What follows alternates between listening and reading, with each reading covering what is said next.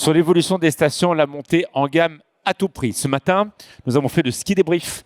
Et donc, on a vu, en regardant l'ensemble des courbes, de manière très claire que la montagne, et nous avons quelques destinations parmi nous, notamment Megève, la montagne s'en est tirée cet hiver parce que plus d'étrangers, notamment sur janvier. Et on a vu que l'arrivée de ces étrangers sur ce territoire a permis de contrebalancer une fréquentation française stable pour les mieux, un peu en retrait pour d'autres, mais surtout des Français qui n'ont moins consommé, beaucoup moins consommé selon les sites. Je vous présente l'ensemble de nos intervenants. Cécile Revol, Country Manager de France de Sunweb. Bonjour Cécile, merci d'être avec nous. Sébastien Cartier, le président de la FNIM de Savoie-Mont-Blanc. Merci, on va parler bien sûr de location, on va aussi parler de transactions immobilières parce qu'il y a quelque chose qui est en train de se passer. J'aimerais voir un peu vos chiffres et voir un peu ce qu'il en est. Caroline Donat, la directrice de Megève Tourisme, donc une destination. Xavier Guillermic, directeur des infrastructures Europe, Afrique et stratégie montagne de Club Med. Et Benjamin Berger, l'un des deux patrons de Simalp. Voilà, merci beaucoup d'être avec nous. Je vais commencer par un tour de piste général avec une question toute simple, toute bête. Et je vais la poser à Cécile Revol et après je donnerai le micro à Caroline Donat. On parle de montée en gamme ou on parle de montée des prix ou des deux? J'ai envie de dire les deux. D'abord, les prix, oui, ça on le voit très clairement.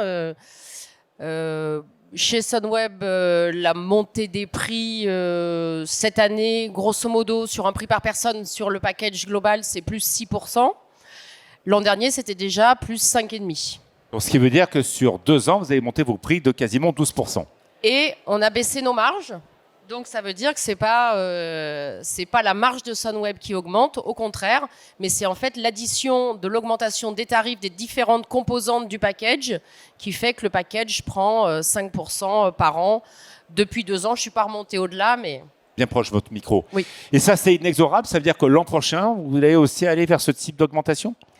Alors, elle sera moindre parce que l'ensemble des opérateurs aujourd'hui a une augmentation des différentes prestations qui est moindre sur les premiers tarifs qu'on a déjà reçus pour l'année prochaine. Donc on voit un ralentissement de cet effet prix.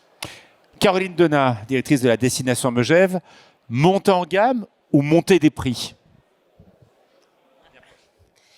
Je rejoins Cécile, un peu des deux.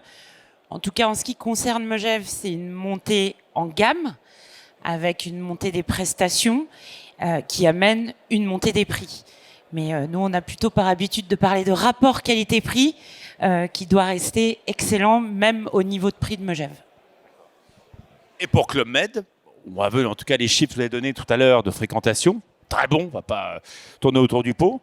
Mais voilà, comment chaque année vous refaites votre pricing Moi, je parlerais plutôt de montée en gamme plutôt que de montée des prix.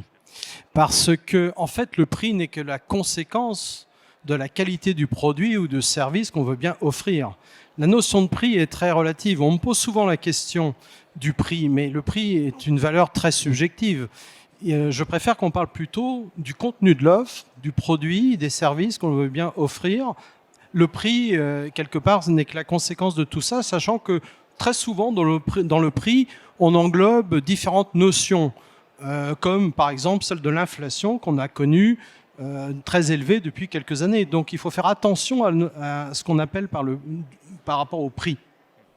Alors, on n'a pas de maire cette fois-ci, on a eu beaucoup jusqu'à maintenant. Benjamin Berger, vous êtes l'un des deux patrons de Simalp. Vous louez des appartements, des chalets, vous vendez aussi plutôt dans des stations premium, vous êtes plutôt dans ce marché de gamme. Clairement, est-ce qu'on peut dessiner une montagne qu'avec des 4 et 5 étoiles? Et quel serait le danger de considérer que toutes les stations, finalement, peuvent devenir un jour premium? Est-ce que ça aurait du sens?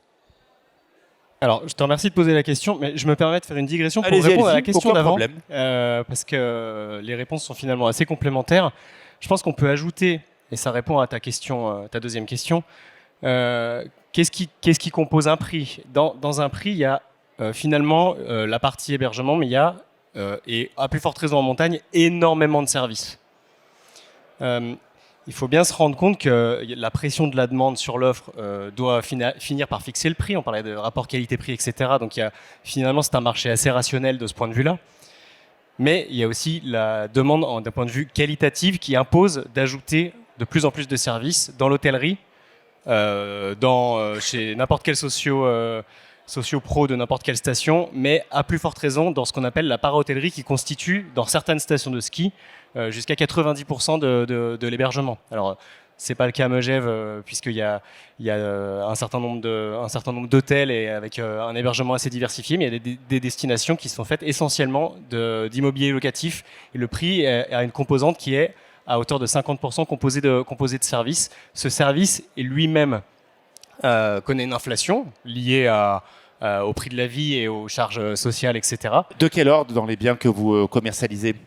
Pardon? De quel ordre dans les biens que vous commercialisez, à la location ou à la vente? La part de service dans un prix, ça peut aller jusqu'à 50% selon ce qu'on inclut. Parce que les clients service. sont en attente de ça. Parce que il y a encore une fois exactement, c'est-à-dire que dans l'immobilier locatif, on a désormais selon évidemment la demande et le positionnement de la station et du bloc immobilier, une demande de nature à inclure des services hôteliers qui peuvent, faut être assez lucide et honnête, qui ne rivalisent pas avec un service hôtelier 5 étoiles, mais qui tendent à le devenir. Donc c'est des services qui sont coûteux parce qu'ils sont dans de l'immobilier diffus. Parce que le client est le même, donc il a besoin d'avoir les mêmes services. Exactement, ouais. Et parce que c'est un métier, contrairement à l'hôtellerie ou à la résidence de tourisme ou autre, où il n'y a pas d'économie d'échelle du fait de son caractère diffus dans un village. Donc le prix est fortement impacté par ça et il explique en partie l'inflation qu'on peut connaître en ce moment. Il y a également, comme le disait Cécile tout à l'heure, la pression de la demande sur une offre qui n'est pas justement en extension. Donc on peut constater effectivement une croissance de nos prix. En tout cas chez Simalp, c'est à peu près 10 000 réservations chaque hiver. C'est à peu près une croissance de 5% cette année. Et on prévoit une inflation à peu près équivalente pour l'hiver à venir. Oui, donc ça s'annule par rapport à ça. Alors Sébastien Cartier, évidemment l'observatoire des prix, j'aurais pu lui poser la question à la Chambre des notaires des Savoies. J'ai lu plusieurs interventions de votre part sur l'évolution de ce marché immobilier dit de montagne. On s'intéresse beaucoup à Savoie Expo à ce sujet-là. Peut-être un jour, on ira plus loin dans cette thématique. Bon, à lire vos différentes interventions. Dans les stations à plus de 1800 mètres d'altitude, les prix continuent à monter. J'ai des valeurs de référence. Alors, je ne sais plus trop, vu les chiffres, si on est dans le fantasme ou dans le réel, avec certains prix au mètre carré annoncés qui me semblent parfois un peu exagérés. Et j'entends aussi parfois, et une interview de votre part, disant que en moyenne montagne ou dans d'autres types de destinations, c'est pas du tout le même marché. Donc, si vous avez des données récentes de l'évolution de ça pour qualifier un peu cet immobilier de montagne chez nous dans les deux Savoies. Alors effectivement, les prix sont quand même d'une manière générale en forte hausse. Ce qu'on peut dire, c'est que sur les 10 dernières années, en Savoie et dans les endroits les plus prisés comme les Trois-Vallées ou la Tarentaise, les prix ont pris 80% en 10 ans. Donc si vous voulez, ça c'est énorme, mais c'est un fait. Ensuite, là il y a eu... Je vois qu'ils notent tous. Hein. Redites-le bien pour ceux qui viennent d'arriver. Ah oui, les silos sont les prix ont grimpé de près de 80% sur les 10 dernières années. Mais les prix de quoi? Les prix de l'immobilier à la vente. À la vente. Je voulais dire. C'est un peu moins en Haute-Savoie, c'est plutôt en Tarentaise. C'est pas les prix des forfaits, c'est pas le prix des cours de ski. Je vois mon ami Olivier qui est avec nous. Heureusement, c'est pas le prix. Voilà, c'est le prix de l'immobilier. Le prix médian de l'immobilier est monté de manière très importante. En Haute-Savoie, c'est un petit peu moins le cas, mais on a quand même sur les 10 dernières années des augmentations d'environ 50% au Pays du Mont-Blanc, par exemple. Et aujourd'hui, les stations premium en Savoie, comme Val d'Isère, on est sur un prix médian de 13 000 euros. Ou 13 600 euros le mètre carré. Courchevel, c'est un petit peu moins, encore que Courchevel 1850, c'est au-delà. Et on peut avoir évidemment des ventes avec des prix qui s'envolent complètement, avec des chalets de luxe. Alors ça, c'est plutôt mon confrère de Simal qui pourra en parler. Mais vous pouvez y arriver. Est-ce que d'annoncer, et vous le faites très honnêtement, je vous en remercie, et vous allez droit dans le sujet, parce qu'on est là pour ça, 80% d'augmentation des prix depuis 10 ans dans l'immobilier de montagne. Est-ce qu'on n'a pas déjà passé le point de surchauffe? Aucune autre activité présente ici n'a vu des augmentations de prix pareilles.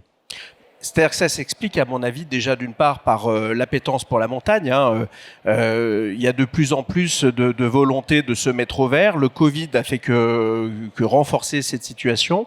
Les personnes aspirent à avoir des beaux espaces de vie, à vivre en famille, avec des surfaces plus importantes. Comme il y a peu d'offres aussi dans nos stations, ça fait grimper les prix. Et voilà, avec la clientèle étrangère également qui se développe, qui existe, mais qui se développe, ça tire évidemment les prix vers le haut dans les stations évidemment plutôt premium, parce qu'il y a quand même des stations moins prisées qui sont moins chères. À Xavier Garmic pour Club Med, mais je vois Laurent Chel qui est en train d'arriver, je le salue au passage. Je vois Yannick Hamet aussi, le maire de Sainte-Foy. Je vois dans ces communes qui sont déjà des belles communes, de belles stations, mais qui n'étaient pas considérées comme avec des prix premium, l'augmentation des prix à Sainte-Foy, l'augmentation des prix aux Arcs, l'augmentation des prix à Tignes. Excusez-moi, on aurait fait la même table ronde il y a 5 ans. Me dire que les prix de Tignes sont aujourd'hui quasiment à ceux de Megève, j'avoue que je ne m'étais pas préparé à ça. Vous voulez répondre, Benjamin ? Oui, alors c'est parce que tu as une légère inclinaison pour Megève. J'aime toutes les stations, y compris la mienne, mais j'aime toutes les stations. Voilà. Il faut voir d'où on part. Pour répondre à ta remarque de tout à l'heure, il faut bien être assez, encore une fois, lucide sur certains marchés qui sont matures. Mon confrère parlait tout à l'heure de stations premium.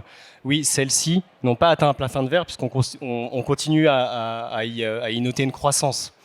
En revanche, on a des stations, entre guillemets, qu'on va qualifier sans condescendance de challenger, qui ont des reports de voies, qui ont des reports de clientèle et qui surtout prennent une formidable revanche sur des stations qu'on appelle chez nous, chez Simalp, le Big Five. C'est Courchevel, Méribel, Val d'Isère, Megève, Chamonix.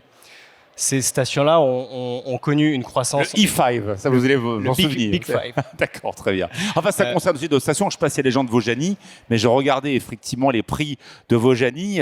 Certaines parties commencent à tendre, à se rapprocher vraiment de certains quartiers de l'Alpe d'Huez. Et clairement des deux Alpes. Donc ce n'est pas qu'un sujet savoyard bien de loi. Je pose le micro à Xavier Garmic. Oui, je voulais compléter un peu parce que cette hausse de prix constatée que vous venez d'annoncer, de 80% sur les 10 dernières années, elle ne sort pas de nulle part quand même. Il faut quand même avoir bien en tête qu'elle est directement liée à la rareté du foncier. C'est devenu extrêmement dur maintenant de construire à des prix abordables à la montagne, qu'il y a une demande internationale pour le marché alpin, donc il y a une tension sur les prix de manière évidente. Et puis à cela, il faut rajouter quand même la hausse des coûts de construction liés à l'empilement des normes qui se sont ajoutées au fil des années.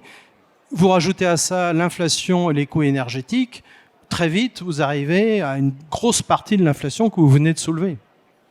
On va passer maintenant à la deuxième partie. La montée en gamme est-elle possible sans une internationalisation de la clientèle ? Chacun, je vous ai demandé en préparant cette table ronde que vous ameniez des chiffres. Vous avez le micro, Xavier Garmic, vous allez le garder. Puis après, on passera à Caroline Donat. Je sais que également aussi, on a des chiffres de Cécile Revol. Comment est votre mix client ? Et moi, j'aimerais savoir, voilà, cette montée en gamme de Club Med, en quoi et pourquoi les internationaux sont au cœur de ça ? Oui, alors par rapport, la question fait écho au débrief de ce matin. Nous, on est un peu un cas à part dans le microcosme de la montagne, puisqu'en fait, 65% de nos clients sont internationaux, alors que sur le marché, on est autour de 35%. Et puis, on a un taux d'occupation qui est nettement plus élevé que la moyenne qu'on a pu voir ce matin, puisqu'on est autour de 88%. Et je dirais aussi que par rapport à ce qui a été dit ce matin, c'est très important de voir que on soulevait la question du mois de janvier en disant oui, alors le mois de janvier, il faut l'adapter, il faut revoir les prix, etc. Nous, on est à contre-courant de ça parce qu'en fait, au mois de janvier, on ne baisse pas les prix, on les augmente. Simplement parce que... Bon, d'accord. Donc, ce qu'on a dit ce matin est à l'inverse. Oui, mais c'est lié à notre modèle. C'est simplement parce qu'on a 65% d'étrangers. Nous, depuis 15 ans, on remplit le mois de janvier avec des clientèles brésiliennes, turques, israéliennes, etc. Et il faut savoir que cette clientèle a un pouvoir d'achat plus élevé que la clientèle française. tout simplement. Donc c'est une question de loi de l'offre et de la demande. Donc, et ce qui ne nous fait pas peur non plus, c'est que dans notre clientèle internationale, on a 25% de clientèle provenant de long courrier. Ça a été dit ce matin, clientèle américaine, nord-américaine et sud-américaine, mais aussi l'Asie qui est en forte croissance. Des pays qui ne sont plus émergents, comme l'Afrique du Sud ou autres, sont aussi de gros pourvoyeurs de clients à fort pouvoir d'achat. Donc je vois Frédéric Porte qui est avec nous de Tignes. Quand j'entends certains élus dire on peut continuer à avancer sans prendre de clientèle long courrier, votre réponse c'est ? Tout dépend du modèle et du produit que vous proposez. Pour vous, c'est pas possible. Pour nous, Club Med, tel que nous sommes organisés aujourd'hui, non. Pour reprendre le débat, c'est oui, il y a une montée en gamme, tout le monde l'a dit, il y a une premiumisation absolument partout, c'est évident, mais si on veut soutenir un modèle avec un produit de qualité, sachant que nous, on est dans le segment du tout compris, ça n'a pas encore été dit, mais c'est probablement notre particularité, c'est que le tout compris... Et les inventeurs de ce modèle. Et les inventeurs de ce modèle répondent à un besoin d'une clientèle internationale. Cette clientèle internationale, il faut bien voir qu'elle n'attend pas de voir la neige à la télé pour réserver. C'est une grande différence par rapport à la clientèle française. La clientèle internationale, elle réserve plus de 6 mois à l'avance, elle loue ses skis et elle vient quoi qu'il arrive. Donc en fait, nous, on a installé un modèle de montée en gamme qui répond à cette clientèle parce qu'il y a une visibilité sur le commençait à dire produit. Benjamin tout à l'heure. Bien sûr.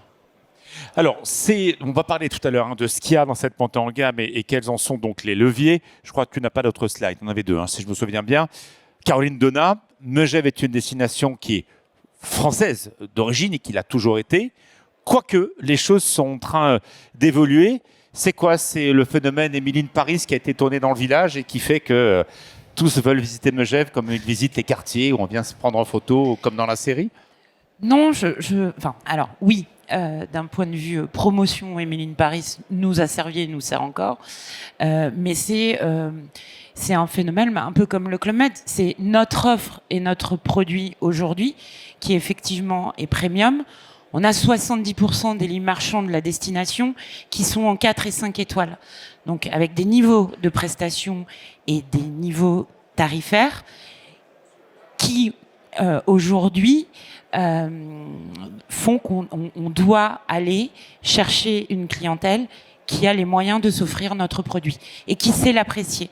Donc Megève a toujours été sur des marchés étrangers depuis tout temps.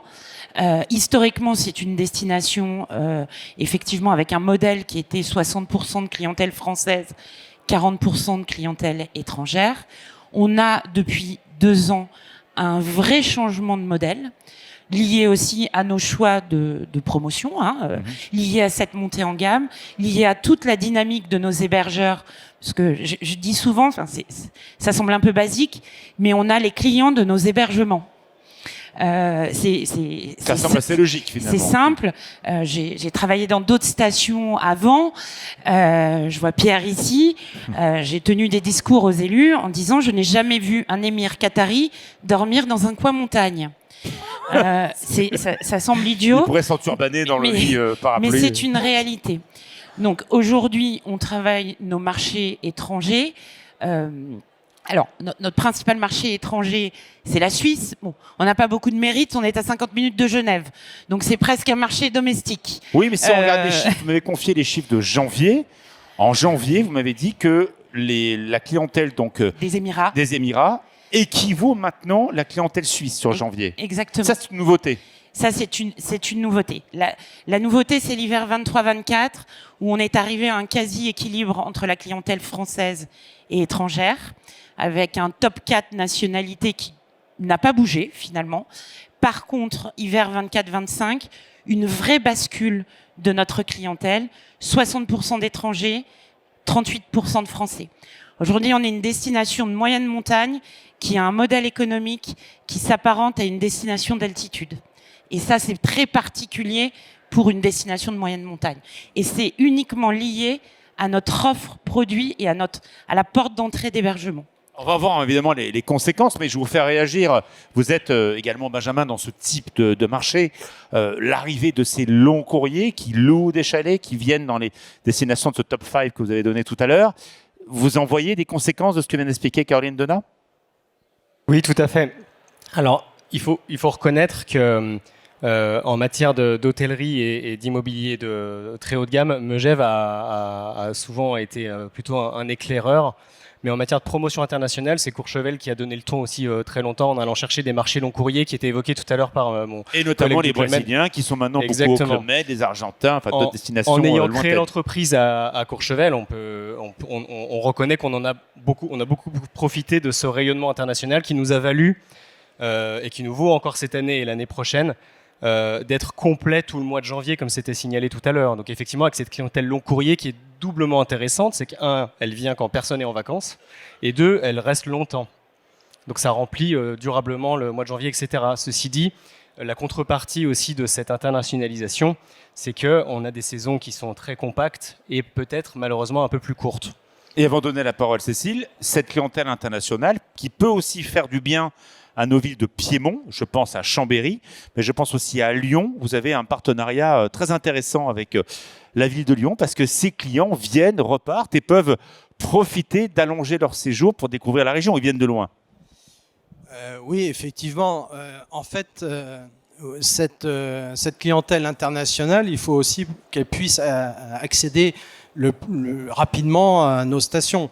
Il est vrai qu'aujourd'hui, au niveau de la desserte aéroportuaire, c'est difficile entre Lyon et Genève. L'aéroport international de préférence, c'est Genève. On sait que c'est un aéroport qui aujourd'hui est saturé pour les accueils internationaux et on essaye de développer la plateforme de Lyon et on a de ce fait signé des accords avec d'un côté le groupe Vinci Airport qui gère les plateformes non seulement de Lyon mais aussi de Grenoble et de Chambéry, mais aussi avec les grands hôtels lyonnais pour inciter notre clientèle long courrier d'abord à rester plus longtemps sur le territoire. Donc on est aussi dans la démarche de décarbonation dont on parlait ce matin, et pour découvrir non seulement les Alpes et ces resorts, mais aussi les grandes villes alentours. Et je crois que ça participe d'un raisonnement gagnant-gagnant. Alors, on va pas parler de décarbonation, c'était toute la table ronde juste avant vous. Mais bon, c'est une évidence, un client qui vient depuis plus loin est un client qui est plus émetteur de gaz à effet de serre qu'un client qui vient de territoires voisins. Bon, ça, c'est un premier frein, ou en tout cas un premier écueil qu'on peut y voir. Le deuxième, je reviens vers vous avant de passer au prochain sujet. Est-ce qu'il n'y a pas un risque de dépendre de ces clientèles qui sont très réseaux sociaux? On l'a vu, une simple série américaine tournée qui devait être à Courchevel et qui a été tournée à Megève. Bon, tout d'un coup, il y a l'image super, ils se prennent en photo. Demain, il y a une autre destination qui va peut-être damer le pion à Megève. Et puis, il y aura une nouvelle Émilie, je ne sais pas où. Et il y a aussi des sujets culturels. Quand je vois le phénomène très clairement du ramadan sur les fameux top 5 dont vous me parlez, ramadan, je ne suis pas un expert, mais qui semble-t-il remonte d'une semaine ou 10 jours par an. Donc là, c'était 28 février. Donc, assez logiquement, l'an prochain, 22 février, l'an d'après, 15 février, bah, ça veut dire que dans tous les hôtels 4 et 5 étoiles et également dans les chalets de luxe, tous ces Arabes, ils ne seront plus là. Donc, on a parlé de baisse sur le mois de mars. Peut-être que ça va vous impacter dans ce top 5, dans ces destinations. Alors, c'est une grande question. À Megève, aujourd'hui, notre stratégie de promotion, elle a été, si je reprends ta remarque sur l'empreinte carbone, effectivement, là, quand je vous parle des Émirats arabes, du UK et des USA, on va se dire qu'on n'est pas forcément les meilleurs du monde. Aujourd'hui, on a fait des choix. On a choisi de ne plus ouvrir de marché long courrier. C'est-à-dire qu'on garde notre top 3, là, j'enlève la Suisse, on garde le Brésil, parce qu'il vient juste après les US. Par contre, on n'a plus l'ambition d'aller envahir l'Asie-Pacifique et d'aller chercher ces clients-là. On est très honnête avec nous-mêmes. Si on arrête la promotion sur ces marchés-là, notre modèle économique y tombe. Donc la transition, elle s'anticipe et elle se prépare.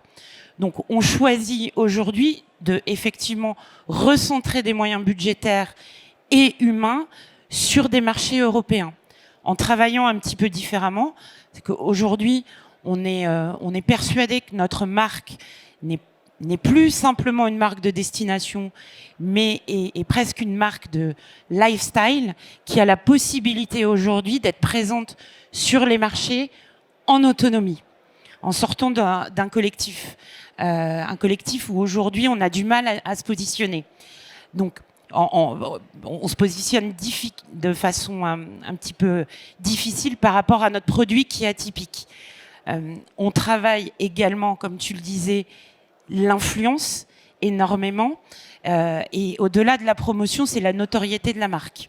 Et effectivement, Emily in Paris a été un sujet. Le sapin de Megève est un sujet. Et le partenariat avec Messika et l'aura que ça nous a apporté, et notamment dans les pays du Golfe, puisque Messika est la marque de joaillerie aujourd'hui la plus vendue dans les pays du Golfe. Donc le choix n'était pas anodin non plus. Aujourd'hui, on multiplie les actions différentes et chaque action doit en soutenir une autre. Alors maintenant, on va changer de type de station. Cécile Revol est avec nous. Vous allez présenter vos slides. Alors vous, c'est complètement différent. Vous allez présenter tout d'abord les top marchés que vous avez. Et je vous poserai la question, est-ce que vous savez faire sans premiumisation? Est-ce que vous savez opérer dans des stations en dehors de ce club 5 que vous avez présenté tout à l'heure? Et y a-t-il effectivement une évolution, un développement pour d'autres types de stations que celles dont on a déjà beaucoup parlé? Cécile. Alors effectivement, donc sur cette slide, vous voyez la découpe de notre clientèle. Donc effectivement, Sunweb Group, c'est un tour opérateur européen, international, qui amène à peu près 85% de clients étrangers dans les Alpes françaises. On est concentré uniquement sur des marchés européens, sur ceux que vous voyez ici. Donc première clientèle, les Pays-Bas, la Belgique, la France, mais qui représente moins de 20% dans notre stratégie, le UK, le Danemark, l'Allemagne, et dans les autres, il y a principalement la Suède. Cette année, on est sur une croissance de 7% de clients qui est uniquement tirée par la clientèle étrangère. C'est-à-dire que la clientèle française, aujourd'hui, elle est flat. C'est celle qui ne croît pas, alors que toutes les autres clientèles européennes croissent. En tant que tour opérateur, nous, on distribue l'offre d'hébergement qu'on va packager derrière avec de la remontée mécanique, avec d'autres types de services. Mais on est tributaire, en fait, des hébergements qui sont présents dans les stations. Donc, effectivement, on constate cette premiumisation puisque les nouveaux programmes qui nous sont proposés pour agrandir notre offre sont tous 4 et 5 étoiles. Aujourd'hui, Sunweb vend 50% de 4 étoiles. Ça, c'est, on va dire, notre produit phare. Ensuite, c'est le 3 étoiles, à peu près à 35%. Et on a 5% de 5 étoiles. Donc, on voit bien qu'on n'est pas trop positionné sur la clientèle 5 étoiles et de fait, sur des stations, comme tu appelais les Big Five, là, c'est vraiment pas celle où nous sommes présents. Donc, il y a un avenir aussi pour ce segment de marché-là. Alors, effectivement, donc le 3 étoiles... Et ma question, comment ? Le 3 étoiles, cette année, c'est la typologie d'hébergement qui va avoir la plus grosse croissance versus le 4, versus le 5 et versus tous les autres. Donc aujourd'hui, plutôt sur quelque chose de moyenne gamme. Et nous, pour continuer... comment vous faites Club à quitter ce segment en montant l'ensemble de son offre? D'autres, on voit bien, les chalets, les appartements...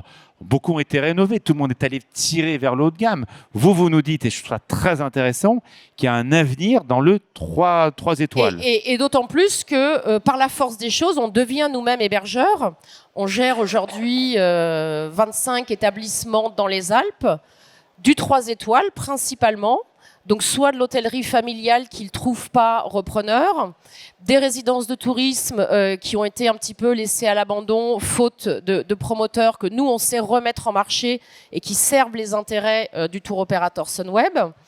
Mais également des résidences de tourisme ou alors des opérateurs. Là, on vient de faire une reprise d'un site à La Plagne d'un ancien VVF parce qu'aujourd'hui, cette clientèle européenne faisait défaut donc à cet opérateur historique qui, par ailleurs, fonctionne très très bien, mais qui avait besoin sur une station comme La Plagne de l'apport de clientèle étrangère. Donc ça, on va reprendre en gestion. Donc on s'improvise un petit peu depuis quelques années et de plus en plus hébergeurs pour justement apporter ce segment d'hébergement qui fait de plus en plus défaut dans la promotion immobilière, dans les nouveaux programmes. Alors, j'ai vos chiffres, vous avez donné, vous allez les commenter mieux que moi. Donc, la part de chaque mois au total de la saison, décembre, 14% en hausse versus 11% donc, par rapport à l'an dernier. Janvier, 28%, 9% d'augmentation par rapport à N-1. Donc là, vous êtes complètement aligné avec le ski débrief de ce matin et on en parlera dans quelques instants.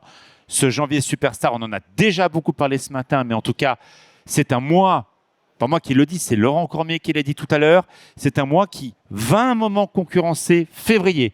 C'est quelque chose qu'il faut avoir en tête, vacances scolaires ou pas. Et si tu regardes dans mes chiffres, on fait plus de clients en janvier qu'en février. Février, 27%, en baisse de 7 points par rapport à l'an dernier. C'est un phénomène donc depuis 2 ans où on a plus de clients en janvier qu'en février. Et février est en baisse par rapport à l'an dernier, effectivement. Et donc, on continue. Mars, baisse de 5%. Avril, bon, je pense à un phénomène de vacances scolaires.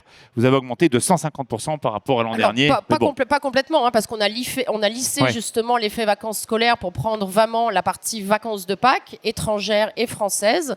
Et on voit un vrai report, je pense, de cette clientèle de février où on a atteint une limite tarifaire, en particulier sur le 3 et le 4 étoiles. C'est peut-être moins vrai sur le 5, mais en tout cas, je pense que sur le 3-4... Quand vous vous baladez en janvier dans les clubs de vacances, vous voyez que les clubs enfants sont pleins, les gens vont choisir plutôt pas plutôt, mais en tout cas, il y a une certaine déportation de la part de clients de février vers janvier, parce qu'il y a quand même une élasticité des prix qui est folle entre janvier et février. Les conditions de ski sont aussi dégradées en février de par le monde. Et on a aussi ce report sur avril. Ça fait des années qu'il y a de la neige en avril et on voit de plus en plus les taux de remplissage de février augmenter. Alors, je vous pose la question à tous, sans avoir de boule de cristal, à la vue de ces résultats. Assez logiquement, tous les prix de janvier prochain vont monter en France. Que ça soit un chalet, que ça soit une location particulière, que ça soit chez vous, que ça soit Club Med. Parce que, assez logiquement, vous ne progressez plus vraiment sur février, vous progressez tous sur janvier. Ce n'est pas mes sous, ce sont vos différentes destinations et éléments. Mais assez logiquement, vous allez monter les prix là où ça marche déjà bien. Je crois que le consensus est assez étonnant sur le mois de janvier, mais il est général, je crois. Nous, je ne parlerai plus du mois de janvier, mais je pense que là où les prix doivent être repositionnés, c'est sur le mois de mars et le mois d'avril. Mais c'était le sujet de ce matin, donc on ne va peut-être pas en reparler. Mais pour ce qui nous concerne, la montée en gamme, elle est multisaison. Elle ne se limite pas sur les Festive Weeks, Noël, Nouvel An, janvier, février. Elle doit aussi être robuste et être pérenne. Il faut qu'on puisse offrir un produit qui soit valable jusqu'à la fin de saison. Et on a encore des villages qui sont ouverts jusqu'à début mai, comme à Val Thorens. Donc c'est important d'avoir un produit consistant pour justifier le prix jusqu'au bout. Et c'est ça qui justifie. On va parler d'avenir maintenant pour la deuxième partie de cette table ronde. Quelle segmentation pour vos clients demain? Alors, on va parler des JO tout à l'heure. On sera très inclusif, bien évidemment, mais je vous pose la question, c'est vous qui connaissez les marchés. Peut-on faire croire qu'une destination ou une entreprise de voyage peut s'adresser à tous et pour tous? Est-ce que c'est pas, j'ai des politiques devant moi, je les salue bien évidemment, mais est-ce que c'est pas une vision politique qui n'est pas réelle? Est-ce qu'aujourd'hui on peut parler, Megève peut parler à tous, Imal peut parler à tous, Cécile Revol peut parler à tous, Club Med peut parler à tous? Est-ce que c'est une vision de politique ou c'est une vision de marché? Qui s'y colle? Alors, ma deuxième phrase fétiche après les clients de ces hébergements, c'est un restaurant où vous mangez des sushis, de la pizza, de la viande grillée et des pâtes. Normalement, c'est pas un bon restaurant et vous n'avez pas envie d'y aller. Voilà. Donc aujourd'hui, je crois beaucoup dans le positionnement de marque et dans des positionnements forts et dans des positionnements qui soient sincères par rapport aux produits et par rapport aux clients. On a beaucoup travaillé à Megève ces 2 dernières années sur le positionnement de notre marque. Qu'est-ce qui fait Megève aujourd'hui? Quel héritage on a? Avoir un positionnement premium n'est pas excluant. Avoir un positionnement plus populaire n'est pas excluant. Je pense qu'il faut être sincère avec soi-même et avec son client en face. Ça nous permet d'être plus forts et surtout, ça nous permet d'être plus inspirationnel, si je dirais. Il vaut mieux faire envie que pitié. Dans l'image, Cécile, je vous égratigne un peu. C'est vrai que cet hiver, il y a eu 2 ou 3 petits sujets à la plagne avec des jeunes qui ont été un peu turbulents, semble-t-il. N'est-ce pas, mon cher Olivier? Vous assumez? Alors effectivement, tu dis 2-3 groupes par rapport à de nombreux groupes avec lesquels on travaille, en particulier donc les BDE. Ça représente moins de 10% de l'activité de Sunweb, donc j'aimerais pas non plus que Sunweb soit uniquement lié à l'activité jeune. Néanmoins, donc il y a effectivement les BDE, les groupes étudiants qui sont quand même les clients de demain. On parle toujours du renouvellement de la clientèle en station. Et c'est vraiment une cible que l'on travaille beaucoup, puisqu'aujourd'hui, 50% de nos clients ont entre 25 et 34 ans. Et ils voyagent en individuel, en famille, en couple, etc. Donc c'est vraiment effectivement une cible que l'on travaille.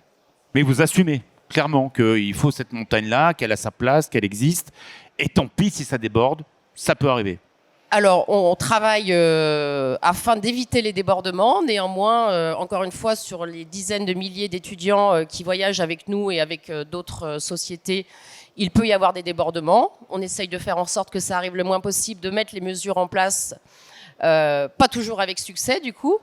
Néanmoins, on a aussi pris nos responsabilités sur un groupe qui s'est mal passé, qu'on a renvoyé chez eux en ayant pris... Ça a été bien commenté. Hein. Oui, aussi. Donc c'est pour... Voilà. Je pense qu'on prend nos responsabilités quand c'est nécessaire. Les jeunes sont l'avenir des skieurs. Il y a de moins en moins de classes de neige. Ces jeunes qui font partie d'écoles de commerce ou autres, c'est quand même les gens qui ont des pouvoirs d'achat et qui vont potentiellement pouvoir acheter les hôtels premium donc, qui sont sur le marché dans les Alpes. On va parler dans quelques instants de l'évolution de la bourse. Est-ce que ce qui est en train de se passer sur la bourse risque d'avoir des impacts sur l'hiver prochain? On va parler aussi de l'évolution des annonces de Donald Trump sur effectivement ces taux de change. Est-ce qu'il peut y avoir une évolution sur le marché de la transaction immobilière dans quelques instants? Vous avez bossé le sujet tous les deux. Mais j'ai une dernière question pour Caroline Donat. Vous m'avez dit, moi j'ai envie que ma destination, sa communication ressemble plus à une marque lifestyle qu'à une communication de village. J'ai des maires qui sont avec nous. Et je peux entendre que certains disent « Oui, mais moi, mon village, je le veux à l'année, je veux faire plaisir à tout le monde. Il y en a pour le vendeur de marmotte, il y en a pour le 2 étoiles, il y en a pour le 5 étoiles. » En clair, à force de tirer partout, on rate tout le monde. Comment vous faites auprès de vos élus, auprès de votre SPIC, de votre conseil d'administration de l'Office du tourisme, d'expliquer aux gens qui font partie, qui sont vos patrons aujourd'hui, de leur dire « Désolé, mais la marmotte en plastique et le Four Seasons, ça ne peut pas être mélangeable dans la même stratégie. » Vaste sujet. Beaucoup de pédagogie, je pense. Après, on essaye vraiment de faire comprendre à la gouvernance de la destination qu'aujourd'hui, on est dans un univers des vacances et des loisirs qui est ultra concurrentiel. Notre concurrence, c'est pas la station d'à côté, c'est alors l'univers du ski, mais c'est la mer, c'est la montagne, c'est le city break, c'est les loisirs au global. Et donc, que pour être le plus attractif possible, il faut avoir une identité la plus forte possible et la plus lisible. Aujourd'hui, un Four Seasons, c'est pas antinomique avec un vendeur de marmotte. Par contre, qu'est-ce qui donne envie de venir à Megève? Est-ce que c'est le Four Seasons ou est-ce que c'est le vendeur de marmotte? Parce qu'on a le vendeur de marmotte. Et il faut qu'on garde le vendeur de marmotte. Mais le vendeur de marmotte, il vend ses marmottes à un client qui a dormi au Four Seasons. On en revient toujours à dormir pour consommer. Donc, et de l'autre côté, c'est de faire passer le message qu'une marque de destination n'est pas la marque de la collectivité. Que les problématiques d'habitat local, de vie à l'année, ne sont pas les problématiques du tourisme. Un exemple. À Megève, on a la chance d'avoir une très belle vie à l'année. On a, si je prends la politique culturelle de Megève, il y a tout au long de la saison une offre culturelle dédiée aux habitants de la localité élargie, qui peuvent à certains moments servir le tourisme en termes d'animation et de fidélisation, mais qui ne feront pas venir de tourisme. Et on l'assume. Par contre, ce sont des canaux de communication qui doivent être différents. On va parler, merci beaucoup. On va parler maintenant donc de l'évolution de ces marchés. Je vous pose la question à Sébastien Cartier, président de la FNAIM. Comment les annonces de Trump vont-elles agir sur ce marché? J'aimerais d'abord qu'on fasse un point sur le volume des transactions sur l'hiver 2024-2025. Comment vous qualifiez le marché de l'immobilier en montagne à ce jour? Y a-t-il vraiment une bulle spéculative au-delà de 1800 mètres d'altitude? Vous prenez les questions dans l'ordre que vous voulez. Alors, tout d'abord, bon, les annonces de Trump, c'est vrai que ça fait beaucoup de bruit, mais que c'est un petit peu tôt pour arriver à mesurer les impacts. Surtout que, comme il souffle le chaud et le froid, que c'est un jour 100% de taxes, un jour c'est 10, on voit que les marchés, ils suivent aussi. Voilà. Ce qu'on peut dire, c'est que d'une manière générale, l'immobilier, la pierre est une valeur refuge et que en plaine, mais la montagne n'échappe pas, peut être justement un endroit où investir si on a des doutes par rapport à ses investissements en bourse et surtout d'allier un investissement où on peut voir que l'histoire a prouvé qu'on ne perd pas d'argent en investissant en montagne parce que les prix n'ont jamais baissé depuis pratiquement que les stations ont été créées. Et pourquoi? Parce que partout en France, ils ont baissé. Pourquoi alors, ils ont baissé pas partout en France, mais quand même. Alors, pourquoi? C'est parce qu'en fait, c'est pas la même clientèle qui investit en montagne. C'est une clientèle qui est beaucoup plus aisée, d'une manière générale. Alors, même si on parle là des stations premium, des stations moyenne gamme ou des stations, entre guillemets, un peu plus entrée de gamme, on reste malgré tout sur des marchés de plaisir, sur des marchés de loisirs où les personnes investissent dans une résidence secondaire. Donc, soit ils la louent et ils amortissent une partie de leur investissement en louant, en amortissant notamment une partie des charges. Certains n'ont pas besoin de le faire ou ne souhaitent pas le faire, mais c'est quand même des personnes qui investissent alors qu'ils ont des moyens importants. Donc déjà, ils sont moins touchés par les taux, notamment. F et G. On peut imaginer que certains ne vont pas aller acheter un bien qui est déjà vrai que ciblé. Ça a effectivement un impact. Moi, j'ai justement discuté avec une consoeur qui me parlait d'un exemple précis d'un chalet qui a été négocié d'une manière importante parce qu'en fait, le DPE s'est avéré moins efficient que ce qu'espérait. Il y avait une lettre en moins. Il y a des études qui ont été faites pour rénover le chalet pour regagner des lettres plus convenables à long terme. La loi Le Meur 2034, donc interdiction de location, etc. J'imagine que vous en avez parlé dans une précédente table ronde. Eh bien, l'évaluation de la rénovation énergétique, c'était 200 000 € sur le chalet. Et à la négociation est passée la vente d'1,7 million à 1,5 million. Donc c'était pas neutre parce que les acquéreurs se sont pas dit c'est pas grave, on a les moyens, etc. Oui, donc les gens regardent malgré tout à ne pas faire n'importe quoi comme investissement. Ce qui veut dire que c'est quand même un marché d'acheteurs et non de vendeurs s'ils ont cette arme de la négociation. Benjamin Berger, c'est un marché d'acheteurs et non de vendeurs. Le téléphone il a sonné dans vos agences, vous faites aussi de la transaction. Je pense, dans le prolongement de ce qui vient d'être dit, je souscris totalement à ce qui vient d'être dit. Pourquoi? Parce que alors, il y a eu une croissance très forte post-Covid dans tout l'immobilier, et à plus forte raison dans tout l'immobilier résidentiel de montagne. C'est un marché qui a... pourquoi les prix ne baissent pas, voire même sans exception, en dehors de quelques, on va dire, petits marchés de report, des hameaux où on a pu constater une spéculation immobilière un peu excessive, parce que c'était justement des marchés qui voulaient profiter du rayonnement de la station à proximité. En dehors de ça, les prix augmentent encore une fois raisonnablement partout. On a parlé de Vaujany tout à l'heure, c'est le cas de Saint-Martin-de-Belleville, c'est le cas de Combloux par rapport à Megève.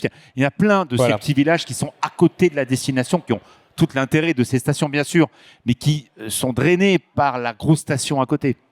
Oui, alors, je ne sais pas s'il y a des gens de Saint-Martin ici, mais c'est une vraie station. Oui, dont les prix sont très tirés vers le haut parce que Valto pas loin, on va pas se le cacher. Parce que report de la clientèle de Méribel, c'est une... Claude G, si tu es par là, mais bon, c'est quand même une réalité quand même. Oui. Ceci dit, Eric, les prix ne peuvent pas dévisser, quand bien même la demande peut subir quelques aléas.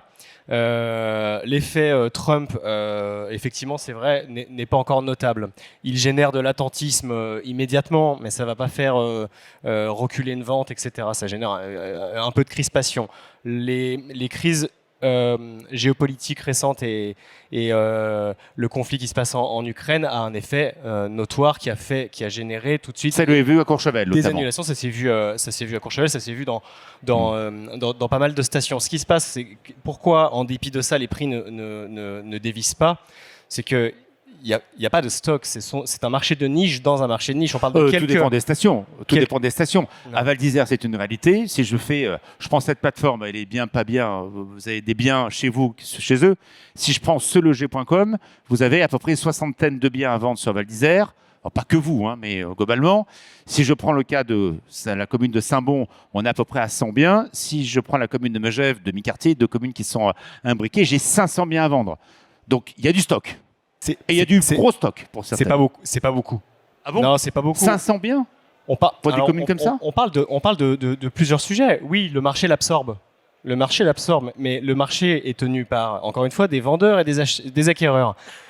Ces vendeurs-là, comme ce qui était dit par mon confrère tout à l'heure, ce sont des gens qui sont moins pressés que la moyenne. On est dans de l'immobilier résidentiel et il est soutenu par quelque chose qui est quand même la base de tout. On en parlait au début de cette table ronde, le tourisme. C'est-à-dire que quasiment 100% de cet immobilier est en location.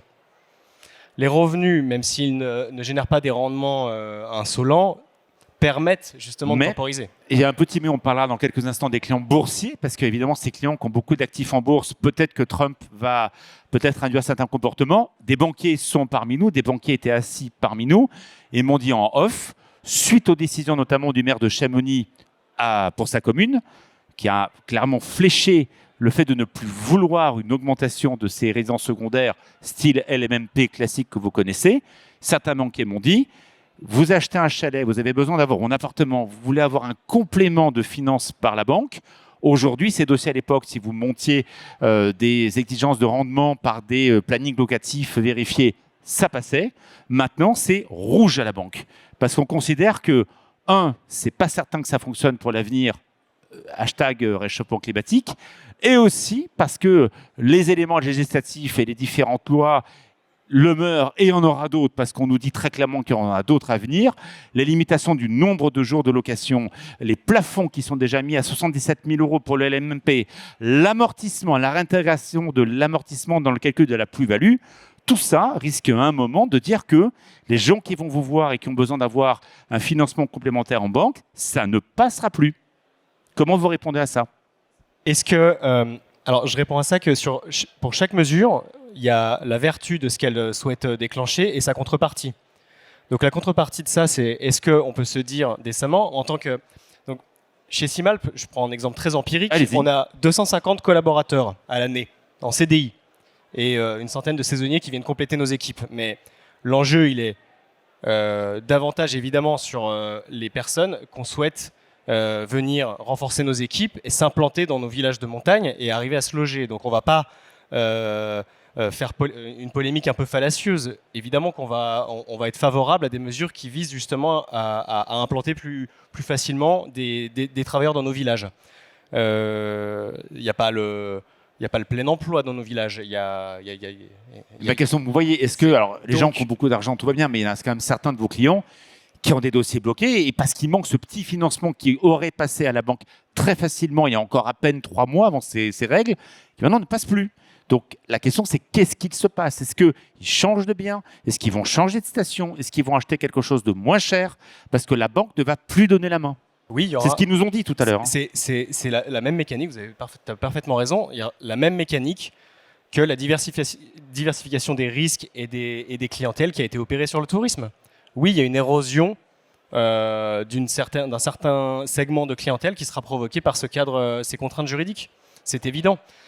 Les contreparties vont certainement aussi être une flambée à court terme des prix sur certains secteurs et les vertus qui vont être justement plus favorables pour l'hébergement à l'année.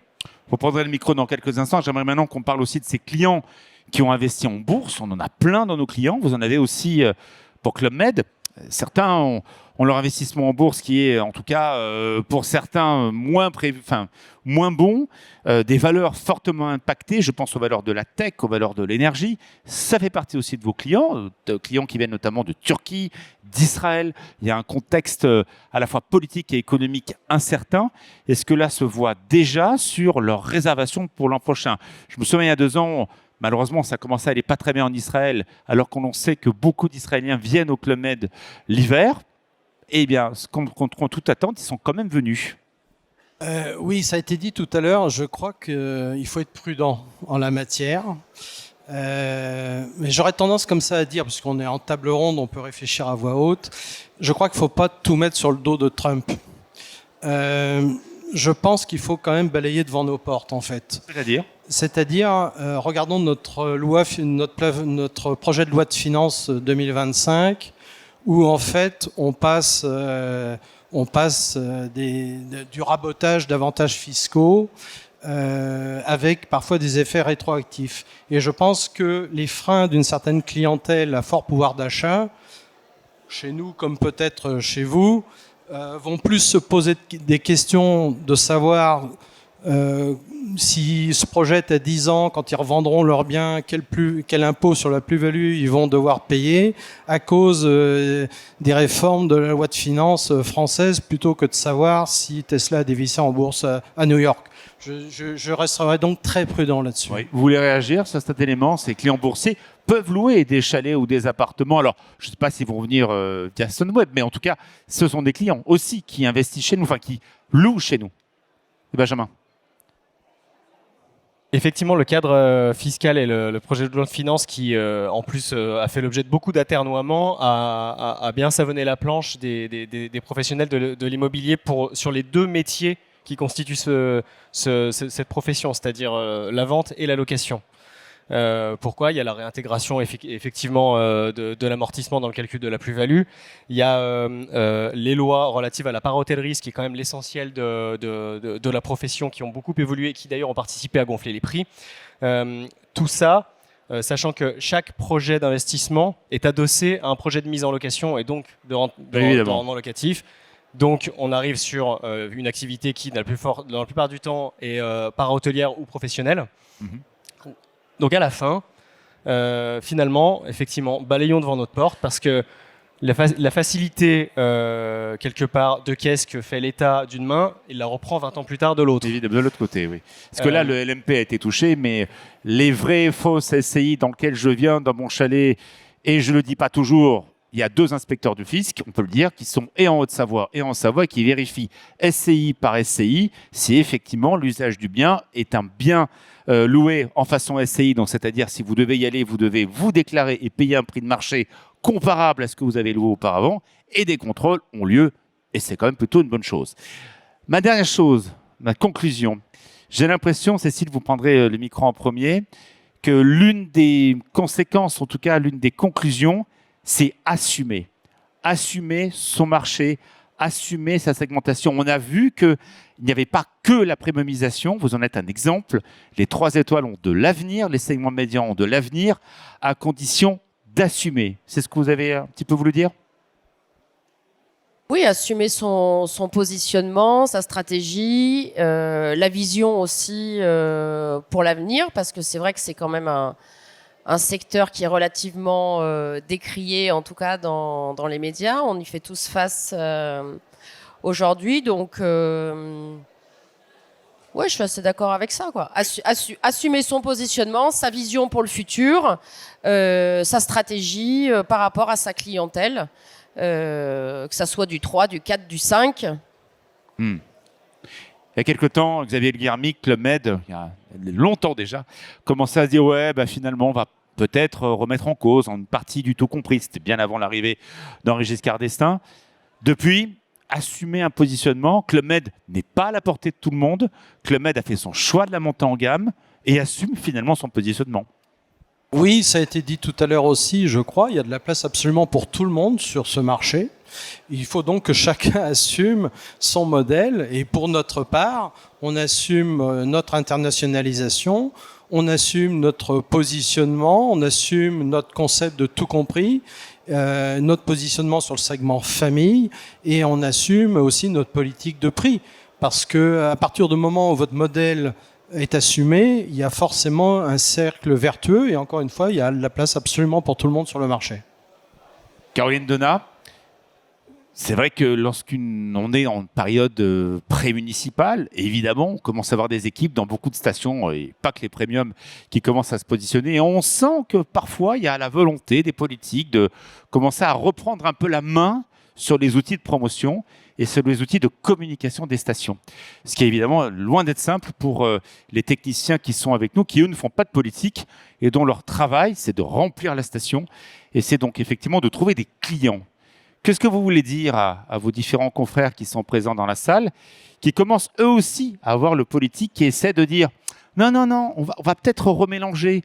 C'est le retour de la nappe à carreaux, c'est le retour de lavage dans tous les sens, c'est le retour de la communication unifiée avec un peu tout et parfois un peu n'importe quoi. Qu'est-ce que vous vous dites entre vous en off, les directeurs de station, contre ce qui arrive et ce qui est normal à chaque fois qu'on a une élection municipale, à chaque fois que on a toujours ce même débat tous les 6 ans. 1 an avant, on entend les directeurs d'office nous dire « c'est reparti ». On nous remélange communication institutionnelle et communication destination. On nous remélange communication à l'année et communication de mon produit. Qu'est-ce que vous vous dites entre vous? Sympa ta question. On se dit bonne chance.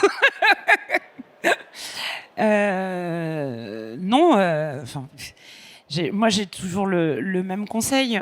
Aujourd'hui, on ne peut pas tout mélanger. Les attentes d'un client pour séduire un client au fin fond du Brésil ne sont pas les mêmes que pour séduire un habitant. Le discours ne peut pas être le même, les outils ne sont pas les mêmes et les codes ne sont pas les mêmes. Et je pense que la montagne, qui a déjà énormément de challenges à relever pour demain et pour après-demain, si en plus elle se met des cailloux dans la chaussure en mélangeant tous les sujets, c'est mettre son attention et son énergie pas au bon endroit. Voilà. C'était une très bonne réponse. Applaudissements pour l'ensemble de nos intervenants qui ont été très clairs. La table ronde n'était pas politique du tout, on l'a bien vu. Et voilà, la salle est quasiment pleine. Donc j'étais à peu près certain de ce résultat-là. Parce que ces sujets, on l'a vu ce matin, ce sujet n'est pas arrivé au hasard. Hein. On a bien vu ce matin lors du ski débrief. L'internationalisation a une grande part dans ce ski débrief et dans effectivement les performances de la montagne française. Et donc la premiumisation, c'est pas moi qui le dis, c'est Éric Brèche ce matin, l'a dit devant vous. C'est cette montée en gamme qui a permis d'arriver à ce résultat-là. C'est pour ça que l'on a fait cette table ronde tous ensemble. Un grand merci à vous tous.